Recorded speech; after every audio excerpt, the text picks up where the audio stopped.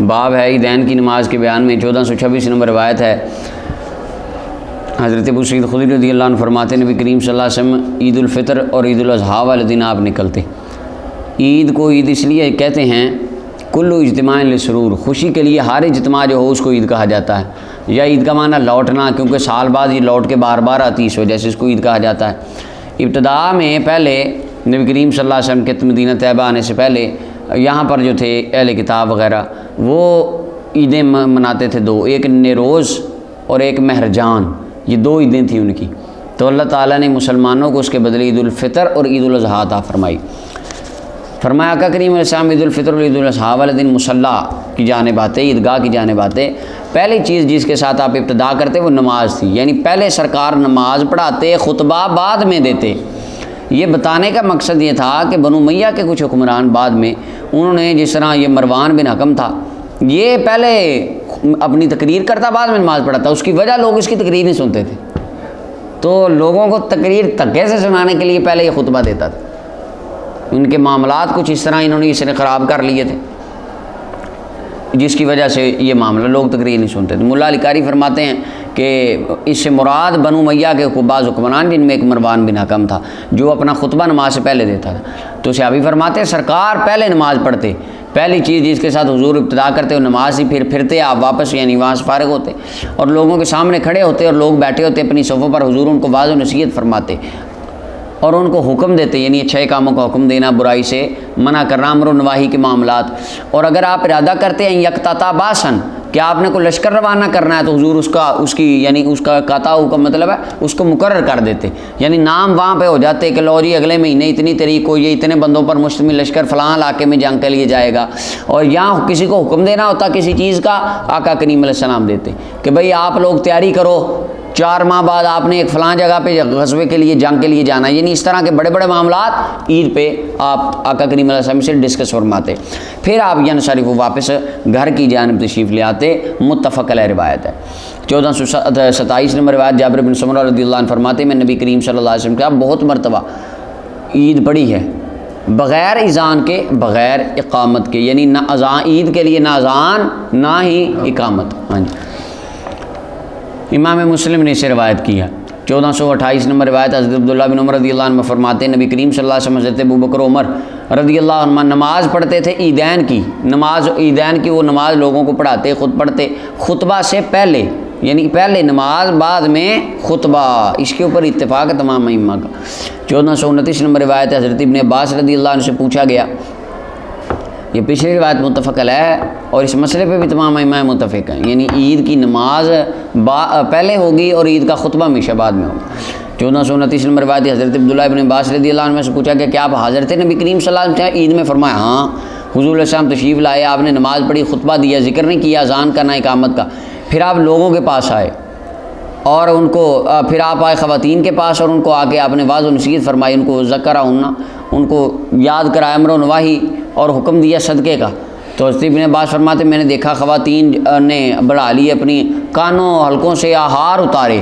ہار اتار کے اپنے زیورات جو ہے وہ یدفعن الی بلال، حضرت بلال کو دینے لگی، یعنی حضرت بلال رضی اللہ عنہ ان کے پاس ایک کپڑا تھا، جس طرح جھولی پھیری جاتی ہے ہمارے مسجدوں میں، تو ان کے پاس ایک کپڑا تھا، اس کے اندر وہ خواتین اپنے زیورات ڈال رہی تھیں، صدقہ کر رہی تھیں۔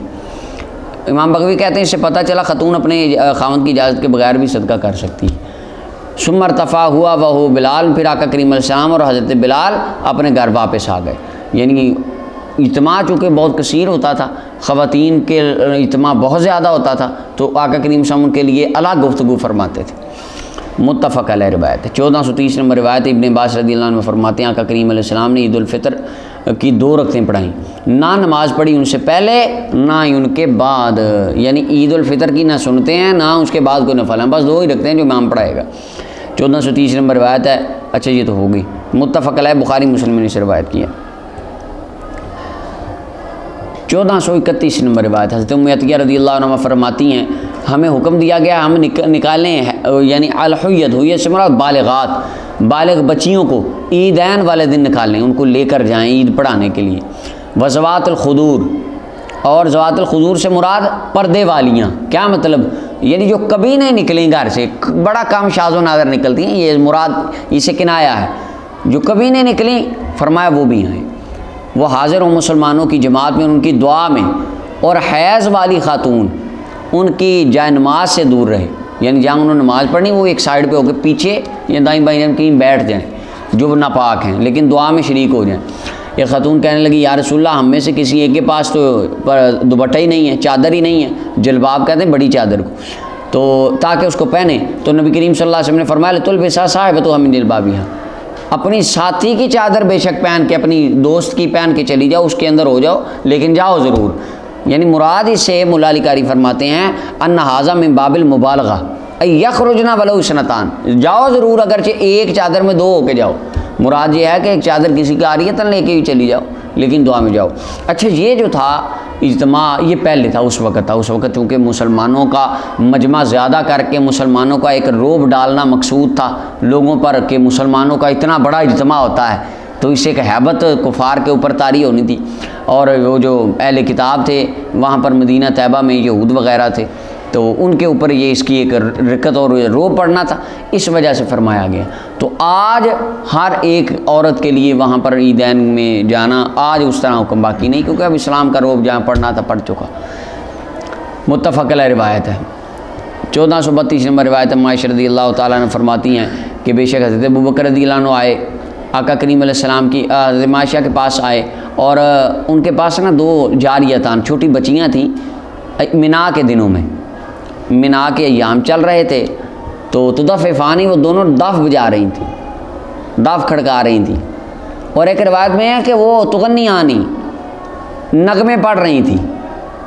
بما تقاولت الانصار، ان چیزوں کے ساتھ پڑھ رہی تھیں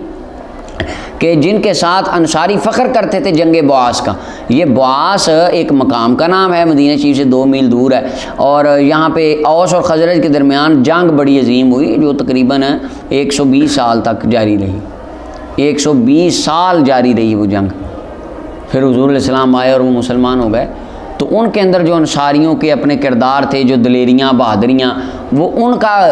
انصاریوں کی وہ چھوٹی بچیاں دف بجا کے وہ نغمے پڑھ رہی تھیں شان والے، جس طرح ہمارے کو ملی ترانہ وغیرہ آ گیا دلیری والا ہو وہ پڑھا جائے اس طرح کا۔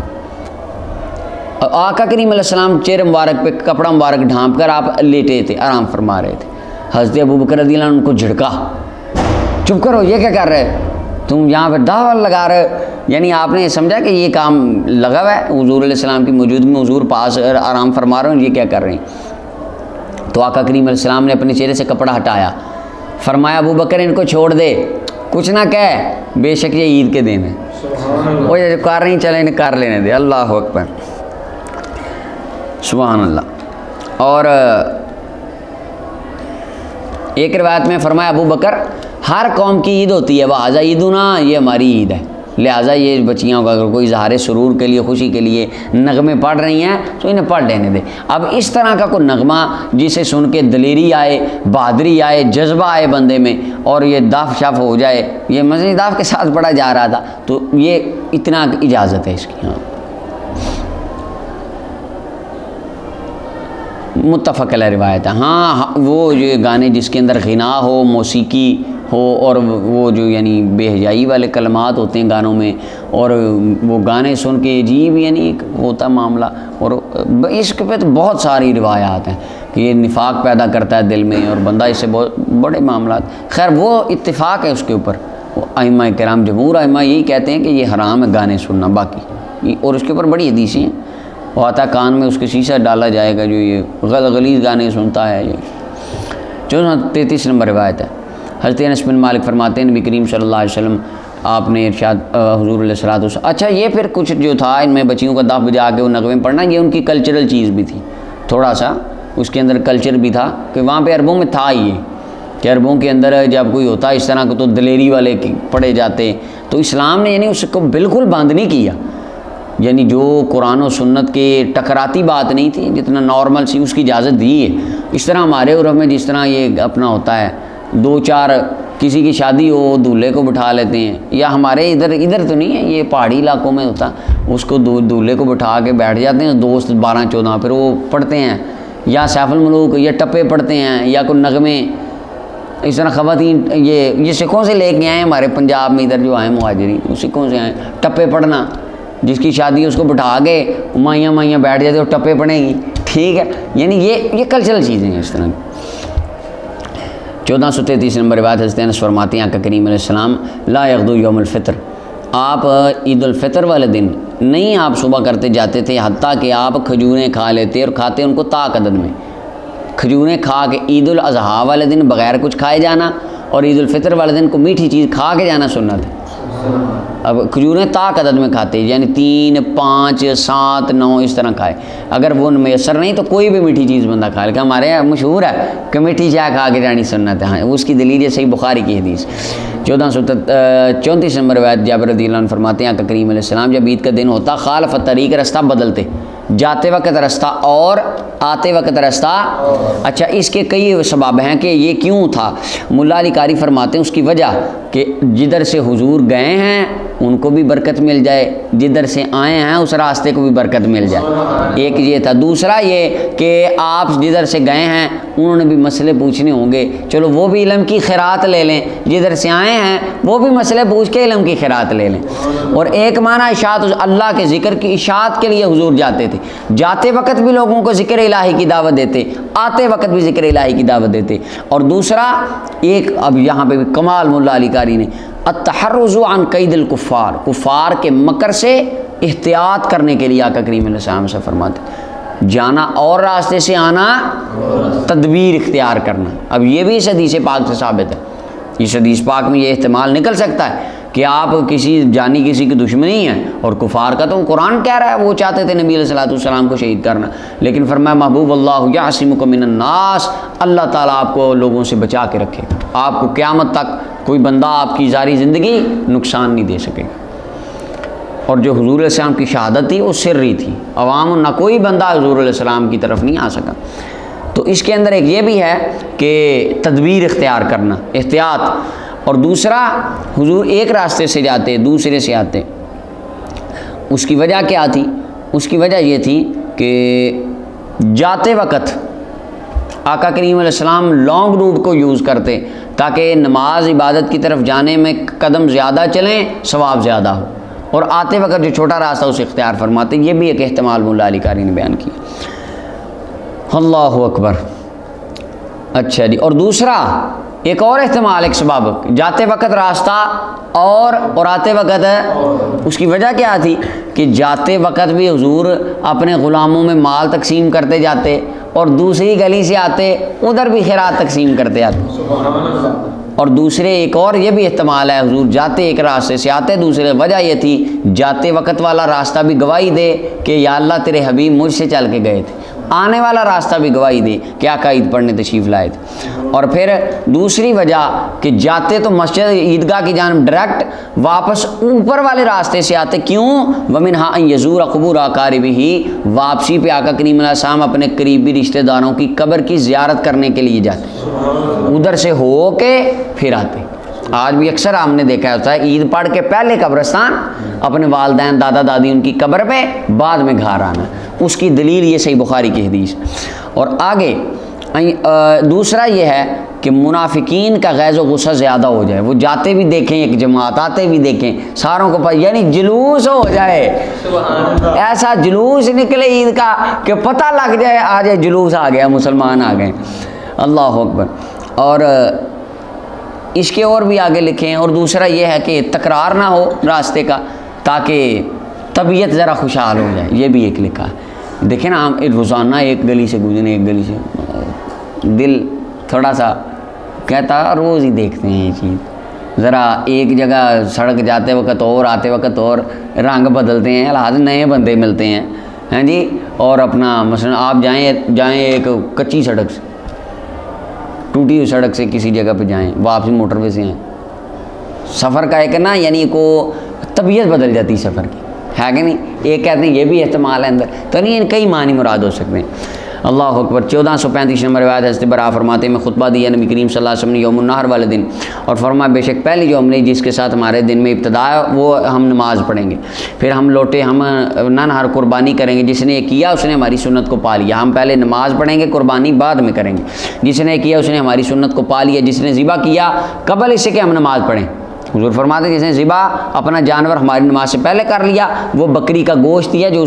اس نے جلدی کیا اپنے گھر والوں کے لیے، یعنی گوشت تو حلال ہے لیکن لیس من النسک فی شیء، اس کی قربانی کا اس کو ثواب ملا۔ ہاں نماز سے پہلے قربانی کی تو ضائع ہے، یعنی بکرا تو حلال ہے، عام جس طرح نارمل آپ خریدتے ہیں گوشت ایسے، قربانی قبول نہیں ہوگی، قربانی عید کی نماز کے بعد۔ متفق علیہ۔ اچھا یہاں پر تھا کہ ایک ہی عید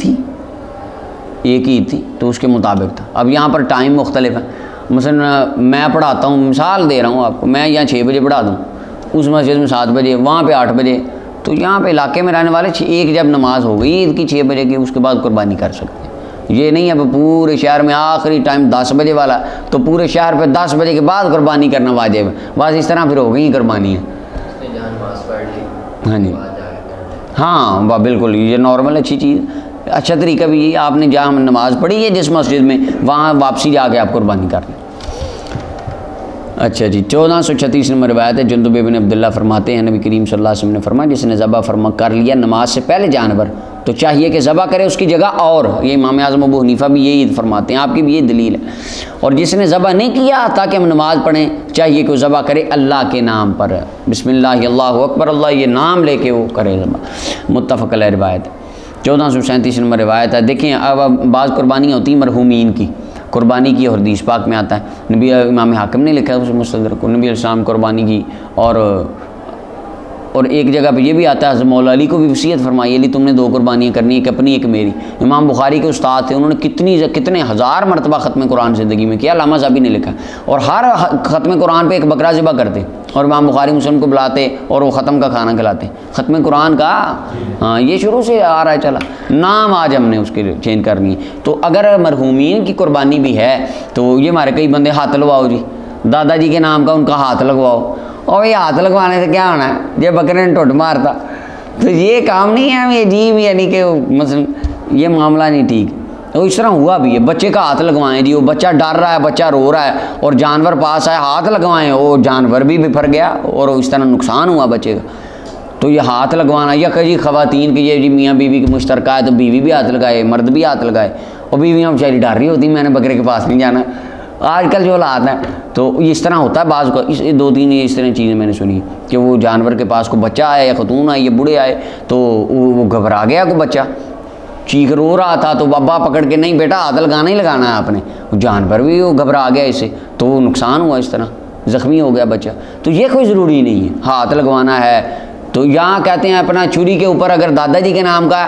دادا جی کا نام 7 بار پڑھ کے چھری پہ پھونک مارنی یا 1 بار پڑھ کے پھونک مارنی، یہ ساری یہاں گھڑی ہوئی باتیں ہیں، دل میں آپ کی نیت ہے کہ اے میرے مولا میں یہ قربانی اپنے والد جو دنیا سے چلے گئے ان کے نام کی کر رہا ہوں، کہ یعنی تو اس کو اپنی بارگاہ میں قبول فرما اور میری اس قربانی سے حاصل ہونے والا اجر تو میرے والد کی روح کو پہنچا، دل میں نیت ہے ذبح کر دیں، قربانی قبول ہے، قبول اللہ نے کرنی ہے، کرنی بھی اللہ کی رضا کے لیے، ثواب بھی اللہ نے دینا ہے، وہ جو ثواب ملے گا وہ آگے اصال کرنا ہے کس کو، اپنے والد والدہ جن کی روح کو، اور یہ صحیح بخاری مسلم قرآن سنت کی احادیث طیبات سے یہ متفق ہے، جمہور محدثین ائمہ صوفی سب کا عقیدہ یہ۔ آگے 1437 نمبر روایت حضرت برا فرماتے ہیں نبی علیہ السلام نے فرمایا جس نے ذبح کیا نماز سے پہلے اس نے اپنے لیے ذبح کیا، اور جس نے نماز کے بعد ذبح کیا اس کی قربانی پوری ہوگی اور اس نے مسلمانوں کی سنت کو پا لیا۔ 1438 نمبر روایت ابن عمر رضی اللہ عنہ فرماتے ہیں کہ کریم علیہ السلام نے ذبح فرمایا وینحر، اور نہر بھی کیا بالمصلی عیدگاہ میں، یعنی آپ نے بکرا ذبح، نہر ہوتا ہے یہ بکرا دمبا گائے اپنا ذبح ہوتا ہے سوری، اور نہر ہوتا ہے صرف اونٹ نہر ہوتا ہے نا، وہ چھری پھیری یا نیزے کے ساتھ یا وہ بڑے چھرے کے ساتھ۔ امام بخاری نے اس حدیث کو روایت کیا۔ دوسری فصل ہے 1439 نمبر روایت ہے، حضرت انس بن مالک فرماتے ہیں آقا کریم علیہ السلام مدینہ آئے اور ان کے لیے 2 دن تھے یلعبون فیہما جن میں وہ کھیلتے تھے عید کے، ایک نروز اور ایک مہرجان، یہ 2 دن تھے۔ اچھا نروز کہتے ہیں وہ سال کا پہلا دن تھا، آج کے حساب سے لگا لیں تو جنوری، سال کا پہلا دن۔ اور مہرجان کے بارے میں ہے کہ مہرجان جو تھا یہ یوم المیزان تھا، وہ دن جس دن اور رات بالکل برابر ہوتے ہیں۔ سال میں آتا ہے نا وہ دن، یہ میرے کو پتہ نہیں اب کس مہینے میں آتا ہے،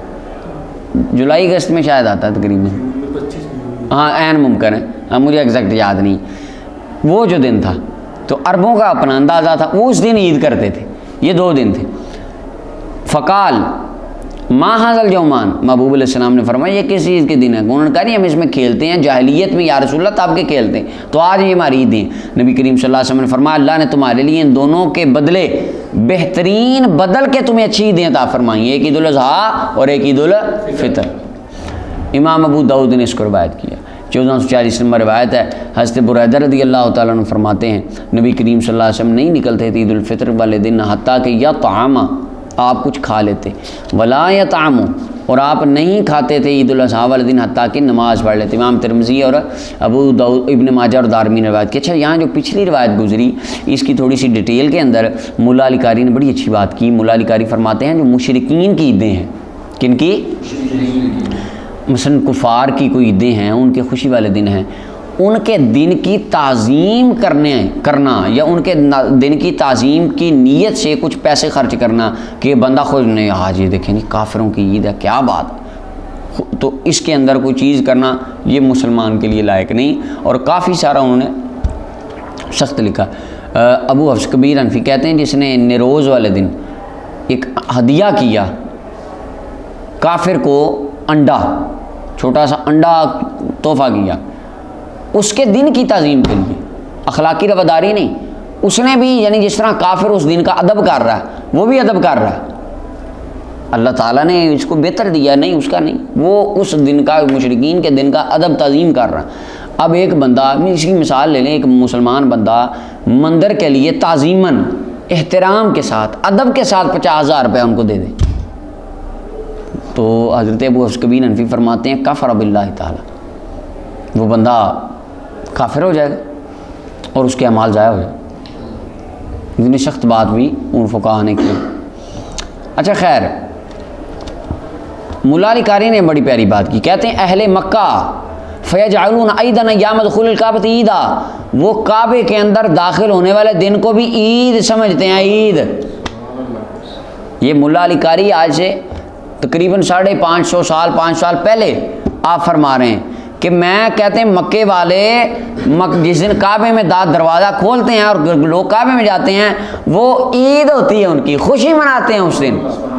اب مکے والوں کو تب خارجی ہمارے پاکستان میں جو آج ہیں پائے جاتے ہیں، یہ تب ہوتے نا 5 سال پہلے تو بیچارے آئے نہیں تھے، اگر ہوتے تو یہ ان کو سمجھاتے اسلام میں تو میرے بھائیوں صرف 2 عیدیں ہوتی ہیں، یہ تم نے کہاں سے یہ اس کو عید بنا لیا۔ اب مولا علی قاری کہتے ہیں اچھا آگے کمال کر دی، اللہ اکبر، یہ بات مولا علی قاری الحنفی رحمۃ اللہ تعالیٰ علیہ، یہ میرے سامنے ہے مرقات المفاتی 3ری جلد ہے۔ اب دیکھیں مولا علی قاری اس میں کیا کہہ رہے ہیں، المتوفا 1014 ہجری مولا علی قاری۔ اب دیکھ لیں مولا علی قاری فرماتے ہیں وَأَمَّا 3ری جلد صفحہ 491 کتاب الصلاۃ باب صلاۃ العیدین 2ری فصل حدیث نمبر 1439 کے تحت لکھ رہے ہیں ان یوم عاشوراء فیہ تشبہ بالخوارج باظہار السرور۔ مولا علی قاری فرماتے ہیں 10 محرم والے دن خوشی کا اظہار کرنا خارجیوں کی مشابہت ہے۔ یہ ہمارے مولوی لاڑ رہے ہوتے ہیں کئی، یہ کہنے لگا میں تو 10 محرم کو ہی اپنے بیٹے کی انشاءاللہ شادی کروں گا، اور آپ کو بتاؤں گا سال میں کسی دن شادی کرنا حرام نہیں ہے، میں 10 محرم والے دن اپنی بچی کی شادی کروں گا، اپنے بیٹے کا نکاح 10 محرم والے دن باجے بجیں گے۔ کیا بات کر یہ سنت کے مطابق نکاح کریں گے لیکن کریں گے 10 محرم کو۔ آپ مجھے بتائیں کسی بندے نے عید الفطر والے دن شادی کی کبھی؟ آپ نے اپنے خاندان میں کبھی سنا ہو؟ عید الاضحیٰ قربانی والے دن کبھی کسی نے نکاح رکھا؟ کیوں؟ خوشی کا دن ہے اور دوسرا ٹائم ہی نہیں ہوتا، فارغ ہی نہیں ہوتے۔ بس 10 محرم کو لوگ پوچھتے ہیں شادی کرنا جائز ہے کہ نہیں؟ بھائی دیکھیں نکاح کرنا کسی بھی دن حرام نہیں ہے، لیکن 10 محرم کو ہمارے پاس ٹائم ہی نہیں ہوتا، ہم اس دن امام علی مقام کا ذکر کر رہے ہوتے ہیں، ہم ان کے ذکر میں مصروف اتنے ہوتے ہیں ہمارے پاس اور ٹائم ہی کسی کام کا، بس یہ بات ہے۔ ملا علی قاری فرماتے ہیں اس دن خوشی کرنا یعنی حرام ٹھیک ہے، نہیں ہے حرام کہ نہیں کہا 10 محرم کو شادی کرنا حرام ہے، کسی نے نہیں کہا اور ہے بھی نہیں، لیکن ملا علی قاری فرماتے ہیں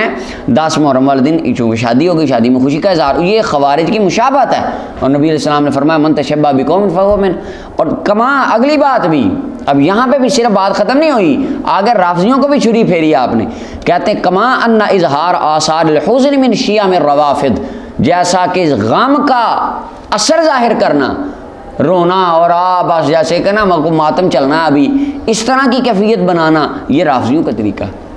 تو اہل اسلام کا، اہل سنت کا کیا طریقہ ہے؟ نہ یہ اس دن شادیاں کریں، نہ اس دن نوئے ماتم کریں، یہ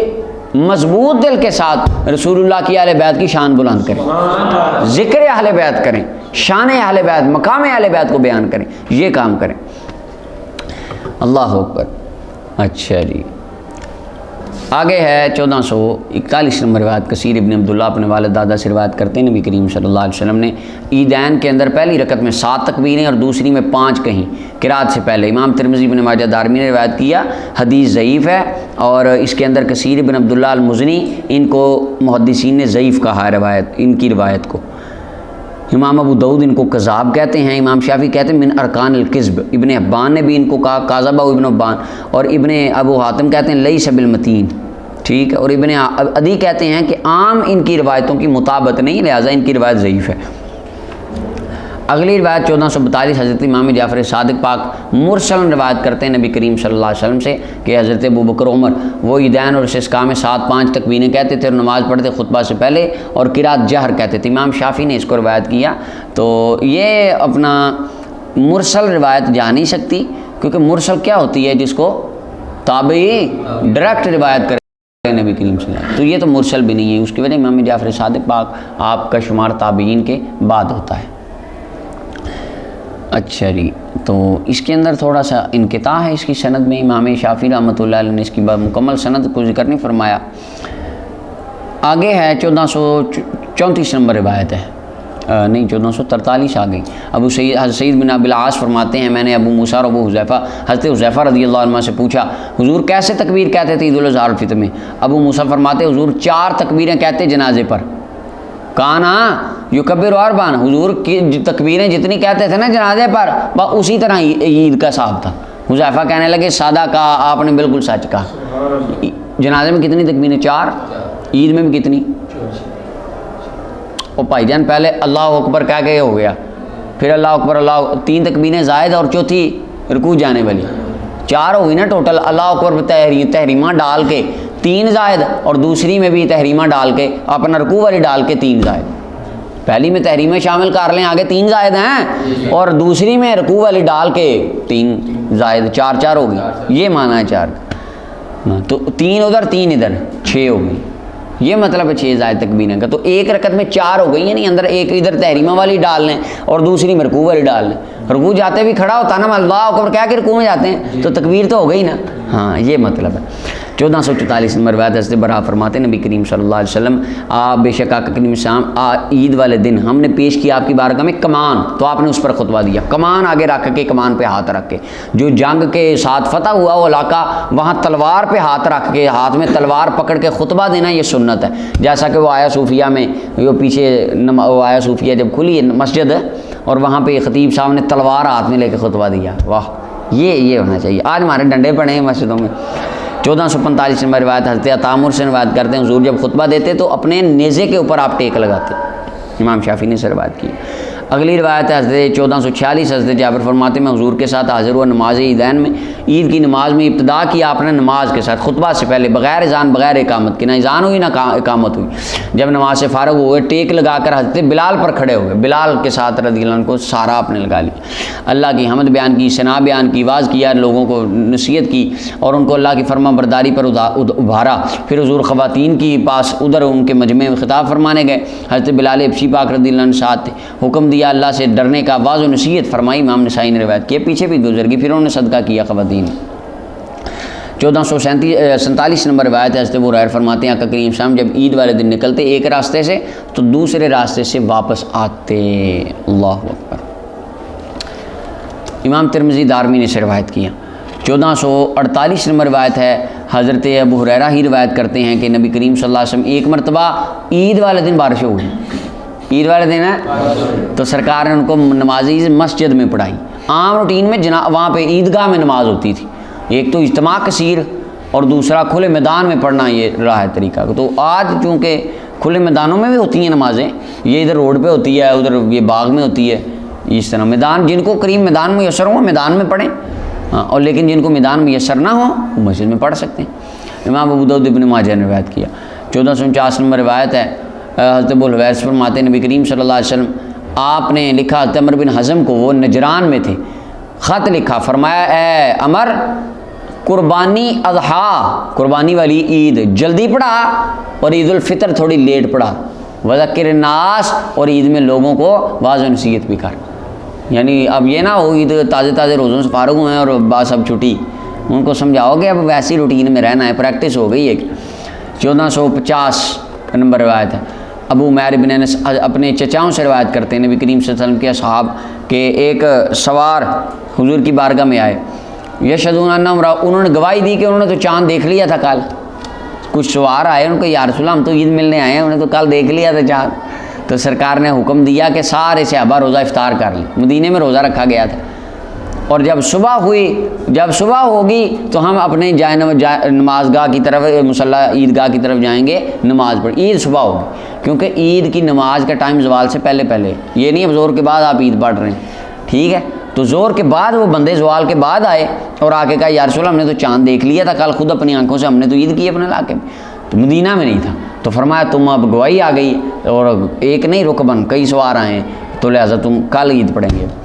تیسری فصل ہے 1451 نمبر روایت، ابن جریج فرماتے ہیں مجھے عطا نے خبر دی ابن عباس سے اور جابر بن عبداللہ سے رضی اللہ عنہ، دونوں فرماتے ہیں کہ اذان نہیں دی جاتی تھی عید الفطر کی نہ عید الاضحیٰ کی حضور کے زمانے میں۔ پھر میں نے حضرت عطا سے پوچھا اس کے بارے میں بعد کی معاملات، تو مجھے خبر دی، فرمایا مجھے خبر دی جابر بن عبداللہ نے کہ نہ اذان ہے نماز کے لیے عید الفطر کے لیے جب بندہ نکلے، امام نکلے، اور نہ ہی بعد میں ما یخرج ولا اقامت ولا ندا ولا شیء ولا ندا یوم الدین، ولا نہ اقامت ہے نہ کوئی اعلان ہے، کچھ نہیں ہے اس دن۔ امام مسلم نے اس کو روایت کیا۔